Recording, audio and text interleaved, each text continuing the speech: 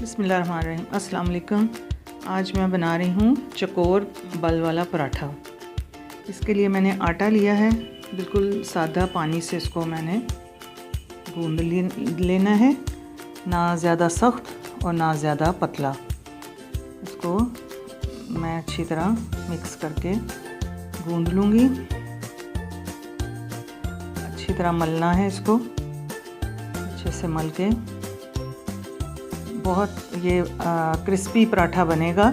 इसमें किसी चीज़ की ज़रूरत नहीं है शामिल करने की, ये वैसे ही बहुत अच्छा माशाल्लाह पराठा बनेगा। इसको गूंद के मैं तकरीबन 15-20 मिनट आटे को रेस्ट दूंगी ताकि ये थोड़ा और अच्छा हो जाए। ये रमज़ान में वैरायटी इंशाल्लाह ताला और भी पराठों की मैं बताऊंगी।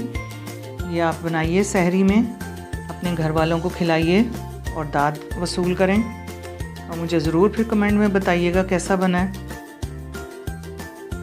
इसको मैंने गूंद लिया और इसको थोड़ी देर में रख रही हूँ। ये देखें, अब ये बिल्कुल ठीक फॉर्म में आ गया है।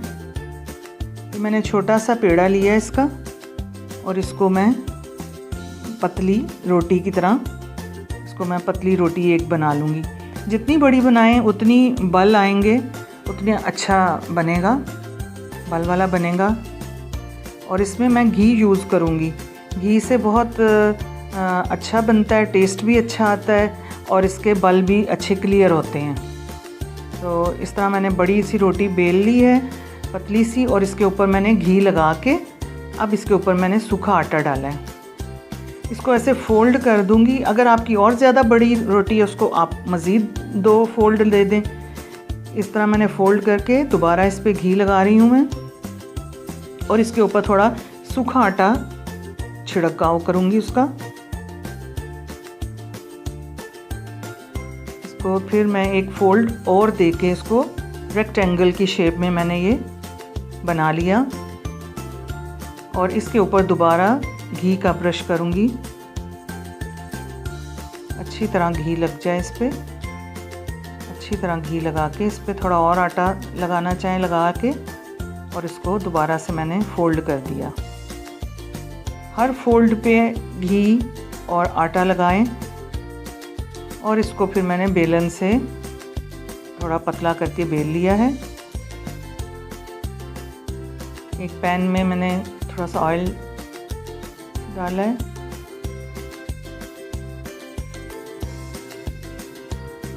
अब इसमें मैंने पराठा पलट दिया है। ये आप सहरी में ऑमलेट के साथ, कढ़ाई के साथ,